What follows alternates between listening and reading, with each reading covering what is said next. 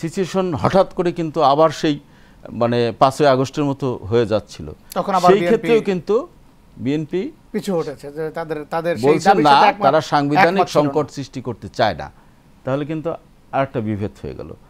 আছে আওয়ামী লীগকে নিষিদ্ধ করে, এখনো পর্যন্ত কিন্তু এদের দাবি যে দলটি গণহত্যাকারী, যে দলটি ফ্যাসিস্ট, যে দলটি এদেশের স্বাধীনতা সার্বভৌমত্ব অন্য দেশের কাছে বিকিয়ে দিয়েছে, যে দলটি এখান থেকে 28 লক্ষ কোটি টাকা বিদেশে পাচার করার সুযোগ করে দিয়েছে, তাদের রাজনীতি করার অধিকার নেই। এই বক্তব্যে কিন্তু তারা একমত আছে। কিন্তু বিএনপির বক্তব্য কি? বিএনপি বলছে যে না, কোনো দলকে নিষিদ্ধ করা আমরা চাই না, আমরা চাই আওয়ামী লীগ আগামী নির্বাচনে থাকুক। খেয়াল করেন, ছাত্রলীগকে যখন নিষিদ্ধ করা হয়েছে, ছাত্রলীগ তো একটা হেলমেট বাহিনী, চাঁদাবাজ বাহিনী হিসেবে পরিচিত। ছাত্রলীগের ছাত্র রাজনীতি করার কোনো কর্মকাণ্ড গত 15 বছর আমরা দেখিনি। এটাকে একটা চাঁদাবাজ বাহিনী বলা যেতে পারে, হেলমেট বাহিনী বলা যেতে পারে, সন্ত্রাসী বাহিনী বলা যেতে পারে। এই আবরারকে যেভাবে হত্যা করেছে জাতি দেখেছে। আবরারের অপরাধটা কি ছিল?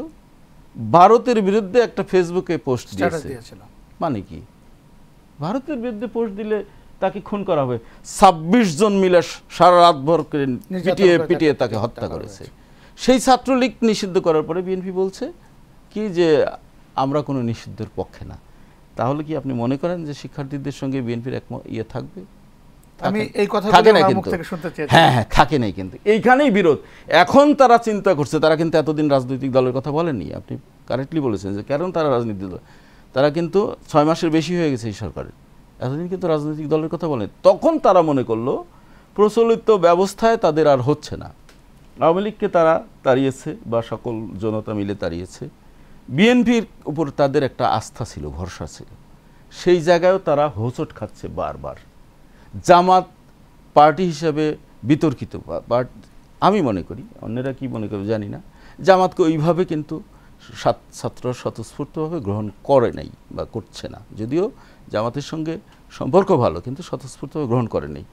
তাহলে ওদের কথা হলো যে ওদের যে মতামত, ওদের যে আকাঙ্ক্ষা, যে কারণে ওরা বিপ্লব করলো, যে কারণে 2000 তরুণ প্রাণ দিল, সেই আকাঙ্ক্ষা কিভাবে বাস্তবায়িত হবে? যে কারণে তারা সেই কারণে তারা মনে করছে যে তারা একটা রাজনৈতিক প্ল্যাটফর্ম যদি করে। কম আমরা